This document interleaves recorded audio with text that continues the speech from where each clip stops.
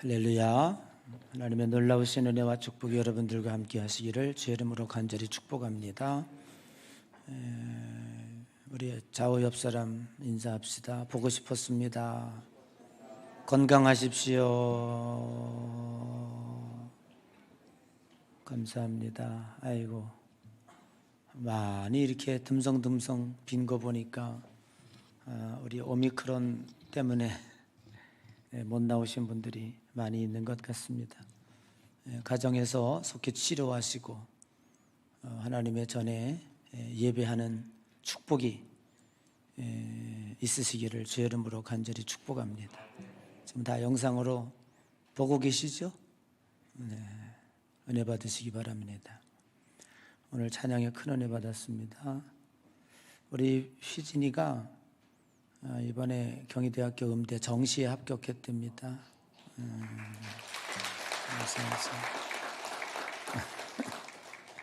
그거 감사해가지고 찬양 드린 거예요.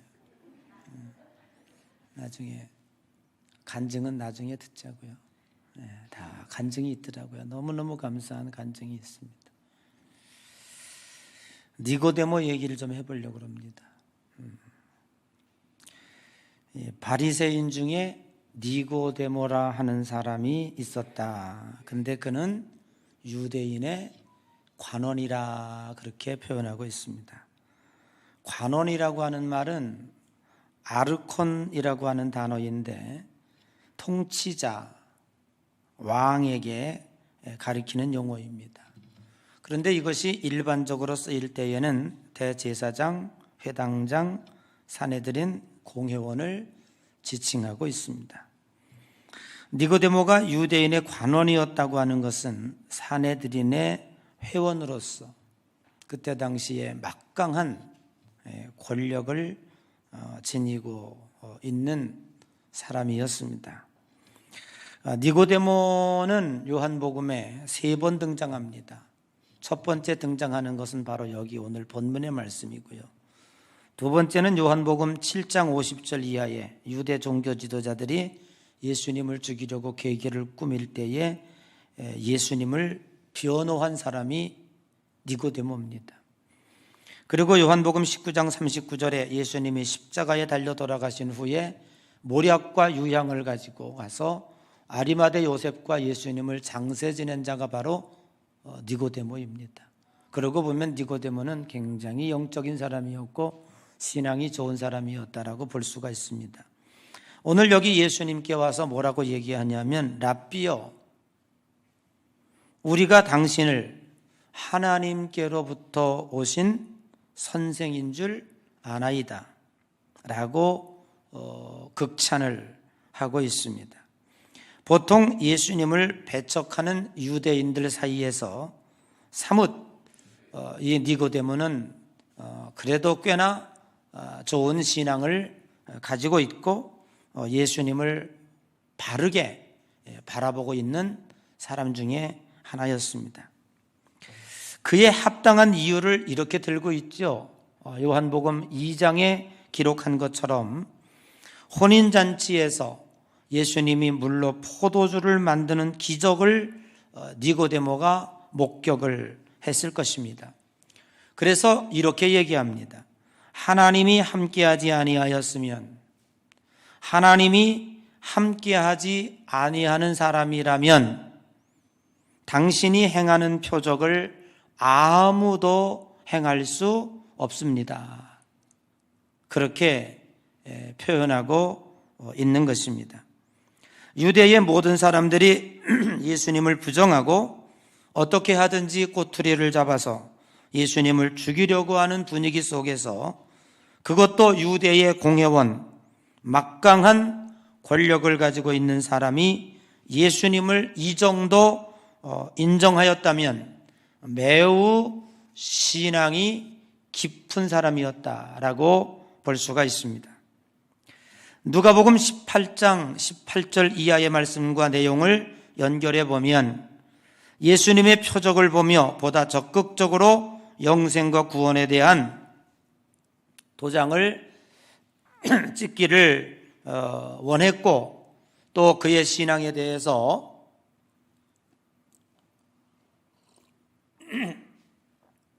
인정받고 싶은 마음이 충분히 있었을 것이다라고 생각을 합니다.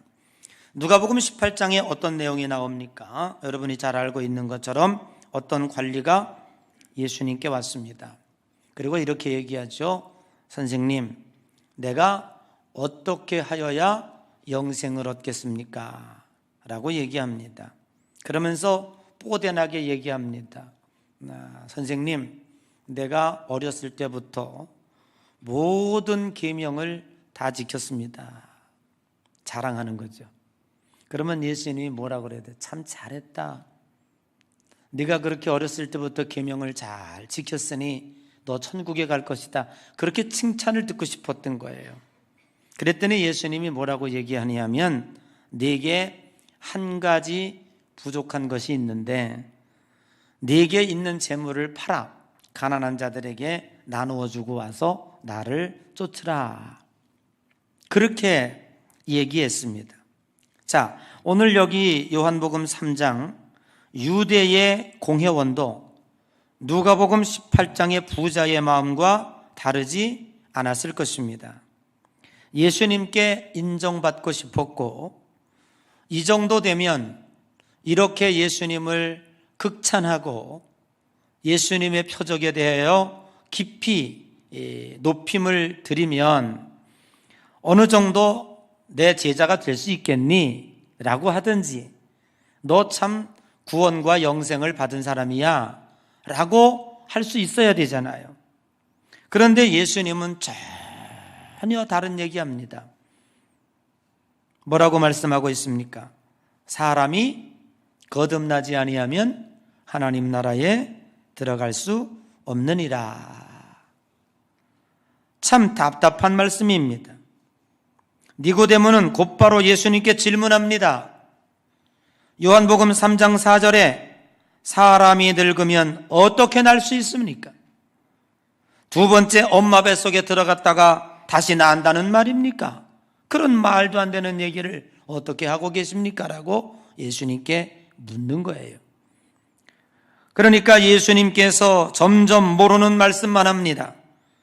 3장 5절에 사람이 물과 성령으로 나지 아니하면 하나님 나라에 들어갈 수 없느니라. 3장 6절에 육으로 난 것은 육이요 영으로 난 것은 영이니 내가 네게 거듭나야 하겠다는 말을 놀랍게 여기지 말라라고 말하고 있습니다. 우리 다시 예수님과 니고데모의 대화로 돌아가 보면 예수님은 하나님께로부터 오신 선생님이다 라고 극찬했습니다. 그런데 그 이유가 뭔지 아십니까? 하나님이 함께하지 아니하시면 당신이 행하는 표적은 아무도 행할 수 없습니다 라는 것입니다. 오늘 예수님께서 니고데모의 바람과 요구와 의도에 전혀 다른 대답을 하고 계시지요. 오늘 니고데모의 표현에 심각한 문제가 있음을 우리는 이 맥락을 통해서 직감하게 됩니다. 예수님은 예수님의 표적에 대해서 극찬하고 당신은 하나님으로부터 오신 선생님, 랍비, 존경스러운 사람이라는 거예요. 그리고 하나님이 함께하지 아니했다면 요 전에 요한복음 2장에 있는 것처럼 어떻게 물로 포도주를 만들 수 있겠습니까? 전혀 그렇게 할 수 없습니다 라고 예수님을 띄웠어요. 그런데 예수님은 그 니고데모의 말을 보면서 너 참 문제 있다. 네가 지금 말하고 있는 것에 대하여 내가 동의할 수가 없다. 그런 얘기예요. 그렇게 그쯤 얘기하면 야, 너 참 어떻게 알았냐? 참 고맙다. 내 제자가 될래? 그렇게 말하든지 너 참 구원받은 사람이구나. 너 신앙 좋구나. 칭찬을 좀 해줘야 될 텐데 그렇게 하지 아니하고 사람이 거듭나지 아니하면 하나님 나라에 들어갈 수 없다. 단호하게 다른 얘기를 하고 있습니다. 니고데모가 예수님을 찾은 것은 요한복음 2장 표적 때문에 온 것이 분명합니다. 예수님은 하나님의 나라는 표적에 있는 것이 아님을 분명히 하고 계십니다. 표적이라고 하는 말에 예수님은 알러지 반응을 극하게 일으키고 있습니다. 왜냐하면 요한복음 6장 26절 읽어보면 이런 내용이 나옵니다. 예수께서 대답하여 이르시되 내가 진실로 진실로 너희에게 이르노니 너희가 나를 찾은 것은 표적을 보는 까닭이 아니요 떡을 먹고 배부른 까닭이라고 얘기하고 있습니다. 한 군데 더 볼까요? 마태복음 12장 39절에 악하고 음란한 세다가 표적을 구하나 선지자 요나의 표적밖에 보일 표적이 없느니라 라고 말씀하고 있습니다. 여러분, 이 두 성경 구절을 통해서 우리가 얻어낼 수 있는 교훈은 무엇입니까? 사람들, 오늘 여기 니고데모를 비롯해서 인간들이 예수님에게 표적을 구하는 그 표적과 그리고 예수님께서 보여주실 수 있는 표적은 근본적으로 다르다는 거예요. 정리해보면 사람들이 예수님께 표적을 구하는 그 표적은 진짜 표적이 아니라 너희들이 먹고 배부른 까닭이라. 즉 무엇을 먹을까, 무엇을 입을까, 무엇을 마실까라고 하는 다분히 의식주 문제의 욕구에 표적을 구하는 것이지, 진짜의 표적은 뭐냐? 내가 너희를 위해서 이 땅에 왔고 이제 십자가에 달릴 것이고 죽어서 3일 만에 부활하여 하늘로 승천해서 너희들의 궁극적인 문제를 내가 해결하기 위해서 왔다는 거예요. 이것이 진짜 기적이고 이것이 진짜 표적이지, 먹고 사는 문제 때문에 나를 따른다는 것은 나와 마땅치 않다는 것입니다. 내가 너희들에게 빵을 주러 온 것도 아니고 병든 자를 고쳐주러 온 것이 목적이 아니라는 거예요. 그거는 그냥 너희들이 필요하니까 내가 해준 것이지, 그것을 위해서 내가 온 것이고 그것을 표적이라고 말하는 것은 잘못됐다. 그러면서 예수 그리스도께서 너희들에게 너희들이 거듭나지 아니하면 결단코 하나님 나라에 들어갈 수 없다고 분명하게 우리들에게 지적하고 있는 것입니다. 또 한편으로 돌아가 보면 예수님은 이렇게 표현하는 니고데모가 잘못됐다, 너 참 멍청하구나, 어떻게 신앙이 좋다고 하는 사람이 이 정도밖에 모르냐라고 나무라거나 꾸짖거나 책망하지 않았습니다. 차근 역정도 내지 않으시면서 영적 진리에 대해서 3절, 4절, 5절, 6절, 7절, 언제까지 할까요? 15절까지 아주 침착하게 설명을 해나가고 있는 것입니다. 아마도 보통 이 정도 되면 야, 이 멍청아 그랬을 거예요, 그지? 아니, 너 정도면은 유대인 중에서 신앙이 좋다는 사람인데 말이야, 어떻게 그렇게밖에 생각 못해, 이 멍청아. 아마 그 정도 얘기했을 텐데 예수님은 그렇게 하지 않았어요. 그 얘기는 뭐냐 하면, 네가 나를 잘못 알아보고 하늘로부터 온 선생님, 랍비 극찬을 해가면서 당신이 행하는 일은 하나님이 함께하지 아니하면 절대로 일어날 수 없는 일이라고 띄워주었는데, 그것이 내가 생각하는 표적이 아니라 너희들이 먹고 마시고 배부른 것을 추구하는 이유 때문이다라고 하는 그 사실을 예수님이 지적을 해주는 것은, 네가 그렇게 생각하고 있는 것은 지극히 당연하다. 너희에게 수많은 표적을 보였지만 너희들은 이것을 영의 눈으로, 믿음의 눈으로 바라볼 수 있는 능력이 결코 없다. 오직 나를 따르는 것은 육신의 생각, 즉 먹고 배부른 까닭이다 라고 지적하고 있는 거예요. 여러분이 복음서를 쭉 읽어나가다 보면서 예수님과 제자들의 영적인 갈등을 보게 됩니다. 예수님이 많이 제자들 때문에 답답해 하시는 것을 봅니다. 그게 뭐냐 하면, 예수님이 설교를 하면 그것을 영적으로 듣는 것이 아니라 육적으로 듣고 있단 말이에요. 이 세상에 먹고 마시고 배부르는 개념으로 예수님의 말씀을 듣고 있단 말이에요. 그러니까 예수님께서 너무너무 답답해서 내가 하늘나라의 이야기를 하고 있는데 너희들은 어찌하여 이 세상 일만 생각하느냐라고 예수님과 제자들 사이에 갈등이 일어나는 모습을 성경 가운데서 많이 보게 되는 거예요. 오늘 예수님께서는 니고데모야, 네가 영적으로 분별할 수 없는 것은 네가 잘못됐기 때문이 아니라 네가 거듭나지 못했기 때문이라고 얘기하고 있는 거예요. 오늘날 교회에도 주님을 따른다는 사람들이 많이 모여 있습니다. 시간이 지나가면 지나갈수록 자기 이익을 위해서 내가 먹고 배부른 것 때문에 잘못된 비뚤어진 행동을 할 때가 얼마나 많이 있는지 알 수가 없습니다. 여러분 기억하십시오. 교회에는 두 무리가 있습니다.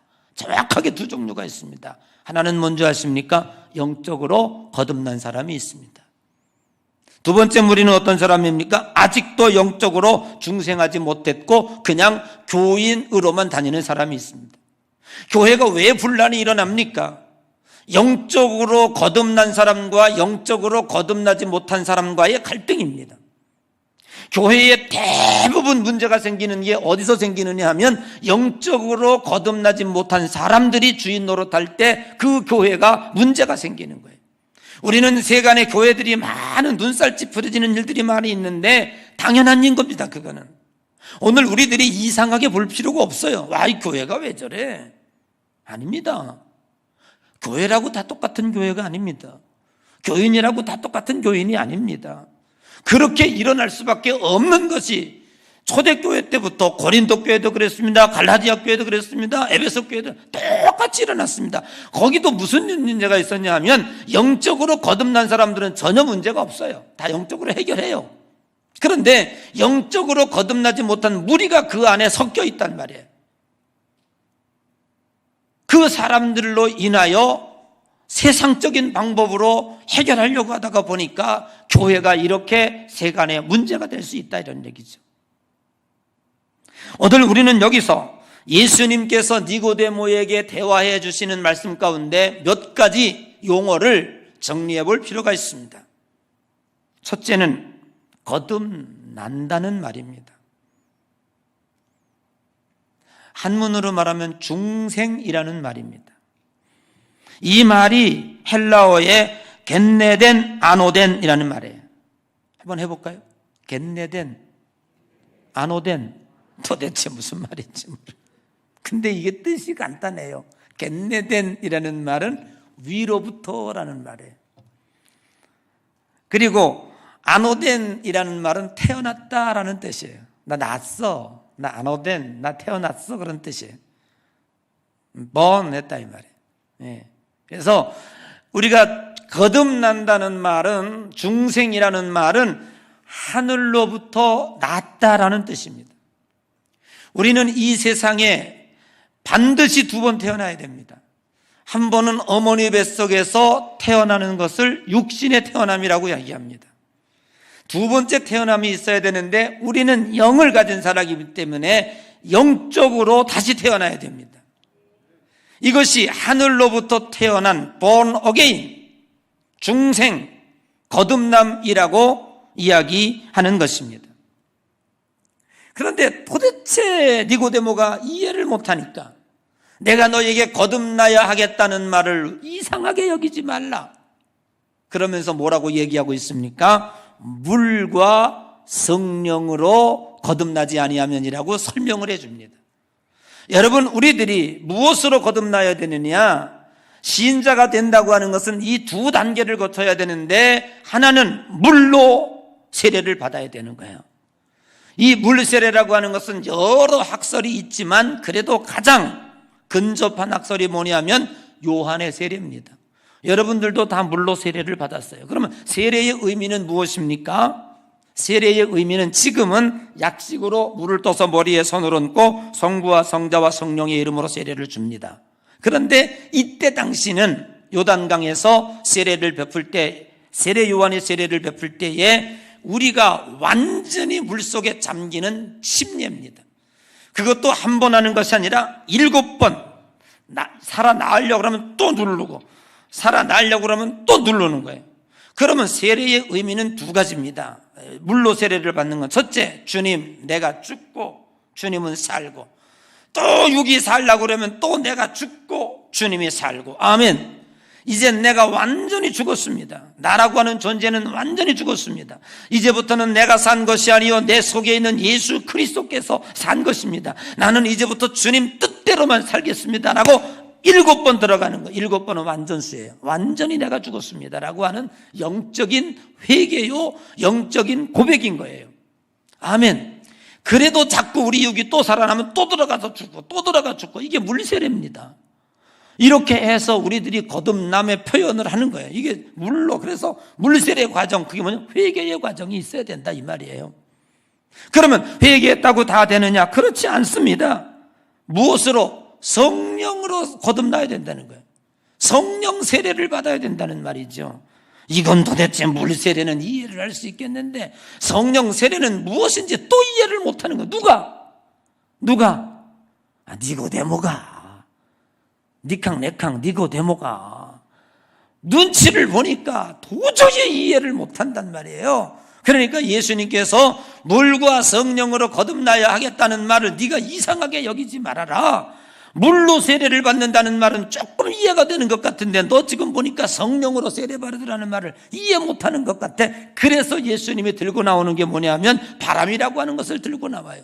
바람이 임의를 불며 어디서 왔다 어디로 가는지 알지 못하나, 바람이라고 하는 것은 실제로 바람은 눈에 보이지 않습니다. 그러나 이 바람, 성령 같은 언어에서 나온 건데 히브리 말로 루아흐, 헬라 말로 푸뉴마라고 하는 말에 눈에 보이지 않습니다. 똑같아. 성령과 바람 똑같은 어원이에요. 성령은 바람이요 바람은 성령인 거예요. 그래서 마가다락방에서 성령이 바람같이 임하매, 아멘, 바람같이 임한 거예요. 바람같이 임했다는 거예요. 그런데 여러분 보세요. 바람, 예수님께서 성령을 바람, 임의로 불며 어디서 왔다 어디로 가는지 알지 못하나, 여기서 뭐라고 얘기하고 있습니까? 바람이 불면 소리가 들립니다. 눈에는 보이지 않다. 그런데 바람이 샥 부는 소리가 뭐가 먼저 느끼냐면 귀가 먼저 느끼는 거예요. 바람 소리를 귀가 먼저 느끼는 거예요. 여러분, 우리가 성령 세례 받았다, 성령 세례 받았다, 성령의 임재를 다 한 번 더 정리합니다. 여기는 본문에 나오질 않았지만은 특별히 우리들이, 여러분들이 용어에 대해서 헷갈리지 않아야 이단들에게 넘어가지 않고, 또 각자 교단의 신학적인 특성이 있다고 할지라도 그것에 헷갈리질 않아요. 저는 어떤 특정한 교단에 의해서, 내가 교단주의에 의해서 신학을 여러분들에게 이야기하는 것이 아니라 제가 지금까지 연구하고 성경을 읽은 신학적인 맥락에서 가장 이것이 정론이라고 나는 생각하여 여러분들에게 이야기하는 거예요. 어떤 특정한 교인은 성령 세례를 다르게 얘기합니다. 너 성령 세례 받았냐? 그걸 뭘로 얘기하냐 하면 방언 받았냐? 이걸로 얘기하는 교단이 있어요. 그래가지고 전부 다 방언 받는 연습을 해요. 아니, 방언은 고린도전서에 보면은 은사 중에 하나입니다. 그런데 방언을 받아야 성령 세례 받은 표징이라고 얘기하면서 일부러 방언도 가르치고 랄라라 또다다, 다 가짜지요. 방언 안 해도 천국 갑니다. 아멘. 방언은 내가 하나님의 자녀라고 하는 믿음의 확신을 위해서, 너 자신의 유익을 위해서 준 거일 뿐이에요. 어떤 사람은 속회 예배 드리다가 방언을 하고, 그거 미친 짓입니다. 어떤 사람은 대표 기도할 때 방언으로 따라요. 그거 미친 짓입니다. 남도 알아듣지 못하는 방언을 지가 왜 합니까? 지 혼자 골방에서 하는 거지. 아멘? 자기 혼자 할 때 하는 거예요. 방언은 남에게 유익하지 않아. 그런데 그 방언이 성령 세례라고 이야기하는 것은 잘못됐다. 그러면 방언과 이런 건 은사기 때문에 또 하나의 단어, 성령 충만인 거예요. 성령 충만은 은사로 오는 겁니다. 어떤 사람은 병 고치는 은사, 어떤 사람은 믿음의 은사, 봉사의 은사, 사랑의 은사, 방언의 은사, 각자의 12가지, 13가지 은사, 또 여러 가지 은사로 우리에게 오는 거예요. 아멘. 주부들에게는 가정살림 잘할 수 있게 은사가 오고, 봉사하는 사람들에게는 사랑으로 할 수 있도록 사랑의 은사가 오고, 저 같은 경우에는 목사이기 때문에 하나님 말씀을 전하는 사람이기 때문에 무슨 은사가 필요하겠어요? 말씀의 은사가 필요하고 지혜의 은사가 필요하죠. 아멘. 저는 하나님이 성령이 저와 함께하고 있다고 믿습니다. 늘 성령 충만하다고 믿습니다. 왜냐하면 제가 그걸 몰랐는데 요즘 보니까요, 제가 참 저 자신에 대해서 신뢰를 못합니다. 내가 지금 그래도 꽤나 젊었을 때는요, 저 수첩 없이 살았어요. 모든 스케줄이나 모든 내용이 내 머리에 다 입력이 됐었어요. 지금은요, 다 날아갔어. 이제는 지식의 평준화가 왔어요. 여기서 얘기한 거 뒤돌아서면 뭐야? 이러고. 오늘 아침에는 좀 로션을 바르려고 이렇게 하다가 문득 내가 양치했나? 샤워를 했다? 그리고 머리를 샴푸하면서 내가 비누질은 했나? 이 웃는 분들은, 그 경험이 있는 분들이요, 다시 했나? 또 다시 할 때가 있어. 아니 금방 한 것도 기억이 안 나면 도대체 이거 어떡하란 말이야. 근데 이래가지고 하나님 목회하겠습니까? 라고 하는데 진짜 놀라운 게 뭔지 아세요? 그런데요, 설교하는데 정말 잊어버리지 않는 건 뭐냐면 성경 말씀은 잊혀지지가 않아요. 여러분, 옛날에는 제가 성경 다 찾고 주석 찾고, 요즘에는 그렇게 안 합니다. 하면서 다 떠올라가지고 제가 하는 거예요. 그냥 이것 떠오르고 저것 떠오르고, 이게 만약에 잊어버려지면 내가 어떻게 설교합니까? 어떻게 설교 준비합니까? 지금도 어디 나가서 설교하면 내가 2시간 3시간 그냥 성경 말씀도 설교할 수 있어요. 왜? 하나님이 지혜를 주시고 하나님이 말씀의 은사를 주셨기 때문에 그런 거예요. 이건 안 잊어먹어지더라고. 하나님이 주신 것은 안 잊어먹어지는 거예요. 아멘. 필요하니까 주신단 말이에요. 할렐루야. 아멘. 그리고 제 방에 와서 한자를 해서 기도할 때에 제가 무슨 능력이 있습니까? 그 사람 고쳐주기 위해서 저를 통해서 능력을 주는 거, 이게 성령 충만인 거예요. 성령 충만은요, 간절히 기도해서 받는 거예요. 구하라 주실 거죠, 찾으라 얻을 것, 두드려 열릴 것이니라. 아멘. 아버지께서 좋은 것을 주시는데 하물며 너희들에게 구하는 성령을 주시지 않겠냐고 누가복음에 말씀하고 있는 거예요. 그래서 구하라 찾으라 두드리라는 성령을 통해서 얘기하는 거예요. 근본적인, 그렇죠? 하여튼 성령 충만 받으면 다 해결되죠. 사업할 때도 성령 충만 받아야 됩니다. 공부하는 이도 성령 충만 받아야 됩니다. 여러분, 가정주부도 성령 충만 받아야 됩니다. 성령 충만 받으면 내가 하는 일에 능력을 받아서 은사가 되는 거예요. 그게 잘할 수 있도록 하나님이 능력을 주는 거예요. 아멘.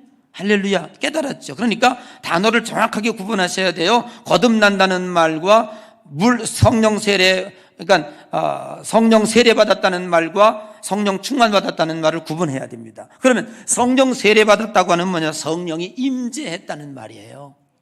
그래서 예수 그리스도께서 세례 받을 때 하늘에서 비둘기가 찜했다. 비둘기는 뭘 상징하고 있어요? 성령을 상징하고 있어요. 그래서 성령이 예수님에게 임했다라고 하는 거예요.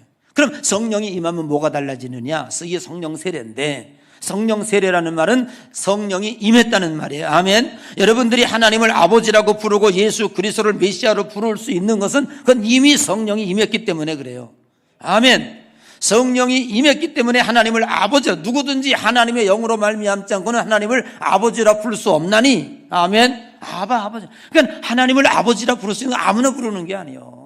성령 세례 받은 사람이 부르는 거야. 그러면 성령 받은 세례 받은 사람은 뭐가 나타나느냐? 오늘 주님이 뭐라고 얘기하고 있어요? 귀가, 소리가 들린다는 말이에요. 이상하다. 예수님 믿기 전에는요, 수없이 나에게 그냥 사돈의 팔촌이 또 친구들이 와서 성경 얘기하는데, 아이고 그만해 답답해, 나 아무것도 못 알아들리겠어, 나 거짓말이야 이랬는데, 어느 날 교회 갔는데 말이죠, 설교하는데 이게 귀에 들리고 가슴을 때리기 시작한단 말이에요. 아멘. 이거 봐봐요. 이렇게 요한복음 어려운 얘기라고 있는데 지금 한 사람 빼놓고는 한 사람도 안 주려고 있어요. 이게 귀에 들리기 때문에 안 주는 거예요. 그렇다면 다 졸지. 답답 어려운 얘기라는데 어떻게 안 줍니까? 근데 이게 귀에 들린단 말이에요. 이게 소리가 들린단 말이에요. 지금 저 안 믿는 사람에게, 저 대학원 나온 사람 박사에게 얘기하면 이게 들리겠습니까? 그만하라고 그러지. 어제 이어령 교수께서 89세의 나이로 세상을 떠나셨어요. 대한민국의 지성의 대표자 아닙니까? 그 딸이 이화여자대학을 가서 3년 안에 4년에 졸업할 거를 수재기 때문에 3년에 조기 졸업하고 미국에 건너갔어. 난 그걸 몰랐는데 오늘 뉴스 보니까 김한길 씨랑 같이 건너갔대. 저렇게 반대하는데도. 근데 가서 이혼을 하고 그 과정 속에서 세상을 실망한 나머지 그 딸이 하나님을 믿게 됐고 목사가 됐어. 얼마나 그 아버지는 오직 인문학에 충실한 사람이니까 하나님과 반대됐던 사람은 얼마나 딸과 원수가 적겠습니까? 서로 반대하고 그러면서 가다가 결국에는 이 딸이 암에 걸렸어요. 그 암 걸린 그 딸을 바라보면서 이어령 교수가 영적인 눈이 뜨게 됐고 일본 가서 세례받고 아멘. 영적인 얘기를 하나님 천국이 있다는 얘기를 하더란 말이에요. 그 인문학교가 160권의 책을 쓴 그 사람이 하늘나라 얘기를 하고 있다란 말이에요. 그가 세례받기 이전과 세례받은 후에는 완전히 달라졌다. 아멘. 그렇게 딸이 목사가 되던 것, 암 걸려서 일찍 죽은 거에 대해서 얼마나 가슴이 아파. 그러나 예수 믿고 난 다음에 완전히 해결된 거예요. 왜? 천국이 있다는 걸 알았기 때문에. 아멘. 이게 들려지는 거예요. 이상하지. 여러분 보세요. 지금도 제 설교가 들려진다면 여러분 성령 세례 받은 사람이요. 그게 가슴에 들려지고 깨달아지고 그렇구나. 이게 이 어려운 요한복음을 여러분들이 고개를 끄덕끄덕 할 수 있다는 얘기. 이거 성령 세례 받은 사람은 귀가 들리지 아무도 안 들리는 거예요. 그러면 두 번째는 뭐가 현상이 나타나느냐? 바람은 두 가지. 하나는 바람은 소리가 나고 두 번째는 나무가지가 흔들리는 거예요. 현상이 일어나는 거예요. 뒷꺼풀이 날린다든지 나무가지가 흔들리다든지 뭔가 나타나는 거예요. 그게 뭡니까? 성령이 우리에게 임하면 갈라디아서 5장 22절에 성령의 9가지 열매 사랑, 희락, 화평, 인내, 자비, 양선, 충성, 온유, 절제가 우리 속에서 맺어지게 되고 우리의 삶이 변화돼. 그래서 여러분들이 교회 다닌 다음에 두 가지 특징이 하나를 반드시 알아야 돼. 성령 세례 받은 사람과 안 받은 사람은 누가 나타나? 세상 사람들, 내 친구, 가족이 증명해. 이렇게 얘기해야 돼. 아유 저놈은 말이야 교회 다녀도 똑같아. 이거 성령 세례 안 받은 거예요. 근데요 어느 날 친구가 야 너 교회 다니니 변했구나. 저 사람 교회 다니더니 변했어. 이거 성령 세례 받은 거예요. 교회 다니면 변하는 게 아니라 성령 세례 받으면 변하는 거예요. 왜? 성령이 우리 속에 와 거하기 때문에, 성령이 우리 속에 임재하셔서 우리를 인도하시기 때문에 그러한 것입니다. 아멘. 그러니까 율법을 지키기 때문에 천국 가는 것이 아니라는 것을 니고데모에게 예수님은 얘기하고 있고, 너희들은 먹고 배부른 것 때문에 표적을 구하지만 그건 가짜 표적이고 진짜 표적을 내가 너희들에게 주러 왔다. 내가 십자가에 달려 죽고 3일 만에 부활하고 하늘나라에 올라가고 너희들의 근본적인 문제를 해결해 줄 텐데 너희들이 그것을 깨닫기 위해서, 그 표적을 보기 위해서는 거듭나야 된다. 아멘. 뭘로 거듭날 거냐? 물과 성령으로. 이미 물세례는 받았으니까 성령으로 거듭나라. 성령으로 거듭난다는 말은 무엇이겠는가? 귀에 소리가 들려, 하나님의 소리가 들리고 영적인 소리가 들리고 깨달아지게 되고 하나님의 음성이 들리는 그 사람 성령 세례 받은 사람이다. 그리고 그의 삶에 변화가 일어나는 거예요. 옛날에 그렇게 못되게 살았는데 내가 하나님 믿고 난 다음에 자꾸 싸우는 영적인 싸움을, 내가 선한 싸움을 싸우고 달려갈 길을 다 가고 믿음을 지켰으니 이제부터는 나를 위해서 의에 면류관이 예비되었느니라. 잘못을 했는데도 불구하고 그냥 잘못을 하는 사람은 안 받은 사람이에요. 잘못을 할 수 있어. 그러나 뉘우치고 그러지 말아야지. 그래서 그래프를 보니까 먼 날에 배가 가는데 배가 방향을 바꾸는 거는 보이질 않아. 왜? 하도 미세하게 움직이니까. 큰 군함이 움직이는데 바꾸는 걸 안에서는 아무도 못 느껴요. 그러나 1시간 지나고 나면 이렇게 뱃머리가 돌아가 있는 거예요. 10년 지나고 나니까 내가 이만큼 돌아와 있고, 죽을 미천에 되니까 완전히 돌아와 있는 거예요. 아멘. 인생은 헛되고 헛되며 모든 것이 헛되니라. 어떻게 하면 하나님 나라에 좋은 걸 쌓고 죽을까? 하나님 앞에 가서 내가 뭐라고 칭찬받고 죽을까? 우리는 온통 머릿속에 그 생각만 하고 있는, 그게 누구요? 성령 받은 사람이요. 아멘.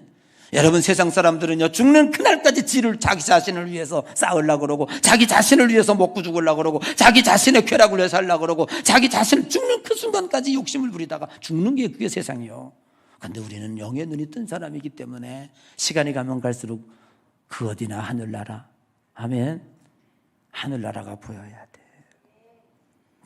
시간이 갈수록 하나님 앞에 내가 어떻게 설까? 하나님 앞에 가서 뭐라 말할까? 어떻게 칭찬받을까?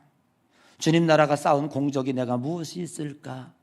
내 것을 다 팔아 가난한에게 나누어 주라 했는데 나는 어떻게 나누어 주어 살다 갈까? 이 생각하면 성령 받은 사람이라니까. 우리 옆 사람 인사합시다. 그리 삽시다. 그리 삽시다. 기도하십시다.